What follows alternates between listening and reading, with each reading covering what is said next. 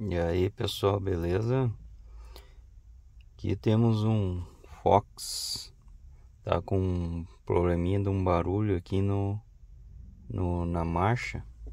Quando você põe aqui, ó, essa primeira marcha aqui, ó, tá? Ó, ele faz esse barulho para engatar ré. Vamos abrir aqui, passar uma graxa. Agora pra gente abrir, eu comprei um kitzinho dessas espátulas aqui, ó. Tem na Shopee, tá? Isso aqui, Mercado Livre. Pra gente poder forçar aqui do lado, tá? E abrir. Não vão... Eu já vi pessoal aí com chave de fenda, cara. Vai marcar tudo o plástico aqui, tá? Por favor, isso aqui é baratinho pra caramba. Compre isso aqui, ó, pra poder tirar aqui. Aqui a princípio você tem que ir forçando aqui do lado aqui, tá? Para ele destravar ali, tá? Eu vou fazer aqui, é que segurando o celular é ruim. Eu vou fazer o celular com o lado certo aqui, daí já gravo para mostrar qual que é. Eu consegui tirar aqui, ó. Não é muito simples, tá? Mas eu consegui por esse lado aqui, tá? Forçando aqui, tá? Aí focou. Forçando por esse ladinho aqui, tá? E indo puxando com uma mão, você forçando aqui e puxando com a outra devagarinho aqui, tá? Foi o que eu consegui. Ela é bem travada aqui. Aqui pelo outro lado não deu, ó, porque ele tem um corte aqui, ó.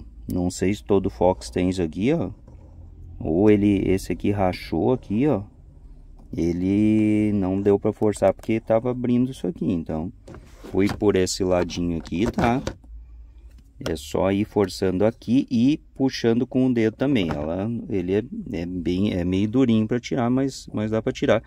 Com essa de plástico não tem preocupação de estragar, né? Como eu falei, compre isso aqui é baratinho, tá, pessoal? Agora vamos levantar aqui. Então aqui tá o nosso sistema, né? Você vê que ele tá bem engraxado, né? Mesmo assim tá fazendo barulho. Então ele tá fazendo, ó, esse barulhinho, principalmente pra cá, ó. Ó. Passei o WD-40 Specialist, mas não fez muito efeito. É a graxa mesmo, tá? Essa graxa aqui que é a que já eu acho que a montadora usa, né? Usa uma graxinha branca. Passei bem aqui, ó, na parte, daí vocês movimentam aqui um pouco, passo aqui no cantinho ali também, tá? Ó, acabou o barulho. Ó, show de bola. Passei um pouco lá na mola também. O bom é que essa graxa aqui é uma graxa branca, né? Graxa de lítio.